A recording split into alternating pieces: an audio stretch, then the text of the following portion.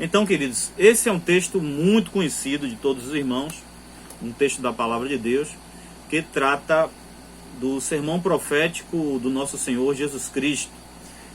Do versículo 7 em diante, Jesus começa a profetizar, a falar das últimas coisas, aspectos da vida, profecias, revelações profundas que iriam acontecer.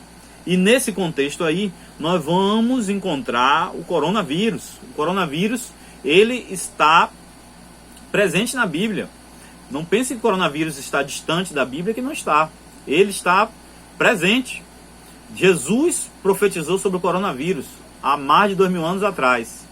É lógico que não está expresso o coronavírus na Bíblia, mas ele faz alusão a essa pandemia que nós estamos vivendo hoje. No versículo 5 e 6, você pode observar que Jesus está ensinando durante o dia no templo, falando para os seus discípulos acerca da sua morte e da sua ressurreição, quando ele fala acerca do templo do Espírito. Esse é um tema muito interessante de tratarmos, principalmente nesse contexto atual que estamos passando, porque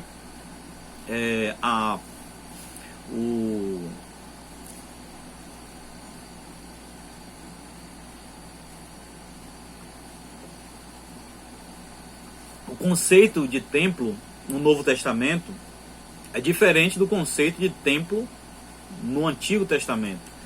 No aspecto de relacionamento com Deus, no Antigo Testamento, Deus determinou a construção de um templo, que foi feito inicialmente pelo rei Salomão. No Novo Testamento, na morte de cruz, o véu desse templo se rasgou, simbolizando o fim de uma era e o início de uma nova fase da humanidade. Uma fase em que nós, seres humanos, poderíamos e podemos nos relacionar diretamente com Deus. Quando Jesus fala aqui, observe, e dizendo alguns a respeito do templo, que estava ornado de formosas pedras e dádivas, disse: quanto a estas coisas que vedes, dias virão em que se não deixará pedra sobre pedra que não seja derribada. Em outros textos, especialmente no Evangelho segundo Mateus, em seu capítulo 24, e também no Evangelho segundo Marcos, em seu capítulo 13, o Senhor Jesus faz menção que após a destruição do templo de Salomão, ele o levantaria em 3 dias. E é lógico que ele estava se referindo ao templo do seu corpo. No Novo Testamento, nesse período da graça divina que nós estamos vivendo hoje, daquele momento até hoje, nós vivemos o período em que o nosso corpo é templo do Espírito Santo. Daí porque Jesus disse: onde estiverem 2 ou 3 reunidos em meu nome, ali estarei presente. Observe esse detalhe: onde estiverem 2 ou 3 reunidos em meu nome. Não basta apenas estar reunido, é necessário estar reunido em nome do Senhor Jesus, e se reunir com o propósito, com a direção, com a unidade de estar reunido em nome de Jesus. Aí ele estará presente, a Shekinah do Senhor, a essência divina estará presente onde estiverem 2, no mínimo 2, adorando ao Senhor. Mas pastor, não posso ir eu sozinho no quarto. Aí é um outro nível de adoração, um outro nível de intimidade, que também é imprescindível para a nossa vida espiritual. Mas avancemos no texto. A partir do versículo 7, o Senhor Jesus inicia uma profecia, uma sequência, melhor dizendo, de profecias que nós não tínhamos visto ainda em toda a história nem do judaísmo, nem do cristianismo. Jesus começa a falar, a profetizar acontecimentos vindouros. Do versículo 7 ao versículo 19, nós temos o que é chamado nos evangelhos de princípios das dores. O princípio das dores. O princípio das dores. Esse período chamado princípio das dores começa logo após a morte de Jesus. Aí digo no aspecto histórico, começa após cerca de 40 anos da morte de Jesus, 40 anos após ele falar essas coisas, e permanece até o dia de hoje. Já ouvi alguns estudiosos dizerem que nós estamos no meio do princípio das dores. É muito importante termos muito cuidado com as profecias, com os sinais da Bíblia, com o estudo escatológico. O correto mesmo é não determinarmos um tempo no aspecto cronológico humano. Não sabemos se estamos no meio do princípio dessas dores, não sabemos se estamos no início desse período. Por que não sabemos? Porque Deus não nos disse quando será o final. Nesse momento de grande comoção nacional, eu já ouvi pessoas dizerem que Jesus está voltando e já marcou até a hora de voltar. Na próxima semana ele vai estar voltando aí, rasgando os céus. Mas falando sério, Jesus não disse quando voltará, quando será o fim da história humana. Dessa forma, nós não sabemos se estamos no meio ou no início desse princípio das dores. No sentido histórico, não estamos, podemos dizer que estamos no início se tivermos ainda milênios aí pela frente. Mas, por não sabermos o fim, podemos estar no meio, podemos estar no início do fim da história humana. Do verso 20 em diante, o Senhor começa a falar das profecias que viriam a se cumprir ainda no século em que ele estava vivendo. E você observa, no versículo 20, a palavra de Deus nos diz: mas quando virdes Jerusalém cercada de exércitos, sabei então que é chegada a sua desolação. Décadas depois, poucas décadas depois, houve o cumprimento desse versículo. Isso é extraordinário, é uma das facetas da Bíblia Sagrada, é uma das evidências que a Bíblia é a palavra de Deus, é uma das evidências inerrantes, é a exatidão do cumprimento das profecias bíblicas. É de espantar você pegar a Bíblia no Antigo Testamento e no Novo Testamento e observar que profetas, e Jesus foi o maior de todos os profetas, terem revelações e escreverem essas revelações, e alguns até disseram quando seria o cumprimento dessas revelações, e essas revelações se cumprirem. Isso é extraordinário. É uma das evidências de que a Bíblia é, inegavelmente, a palavra de Deus. Profecias humanas podem não se cumprir, mas quando a profecia vem de Deus, ela vai se cumprir em todos os seus termos. E essa do versículo 20 se cumpriu. Jerusalém foi sitiada, foi cercada pelo exército romano. A história conta que foram mais de 100 mil homens.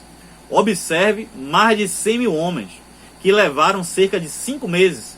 O historiador Flávio Joséfo, que é um historiador memorialista, que vivenciou essa época, inclusive estava na invasão de Jerusalém. Ele foi contratado por Roma para acompanhar o exército romano e escreveu para a imortalidade daqueles fatos históricos. Joséfo deixou os seus escritos e hoje existem publicações traduzidas em diversas línguas. Um beijão, Luana, Deus te abençoe e te guarde. Um beijão, Ananias, Gabriel, Larissa, um beijão para vocês. É muito bom estarmos aqui online com a presença de vocês. Daqui a pouco estaremos pausando para responder perguntas, ouvir as contribuições de vocês. Isso é por demais importante. Muito obrigado, Luana, por estar presente. Então é isso aí. Esse cumprimento do versículo 20 já aconteceu. O exército, o comandante daquele exército, daqueles 100 mil homens, foi o comandante Tito. E Jerusalém foi totalmente destruída. Irmãos, a ponto dos alicerces da cidade serem revirados. Você imagine o que é isso. Os fundamentos da cidade. O templo de Salomão foi totalmente destruído. E o que nós estamos falando aqui não é somente teologia e Bíblia. Estamos falando da história. É algo incontestável porque são fatos inegáveis que aconteceram e estão imortalizados por documentos históricos e diversas obras escritas sobre a história antiga. É um fato inegável esse. Bem, no versículo, a partir do versículo 25, Jesus fala da sua volta em glória. Jesus não vai voltar mais para pisar nessa terra como homem. Jesus não vai voltar mais para um ministério terreno. Esse é um ponto que muitas pessoas erram, acreditando que Jesus vai voltar em carne, como ele estava aqui há cerca de 2000 anos atrás.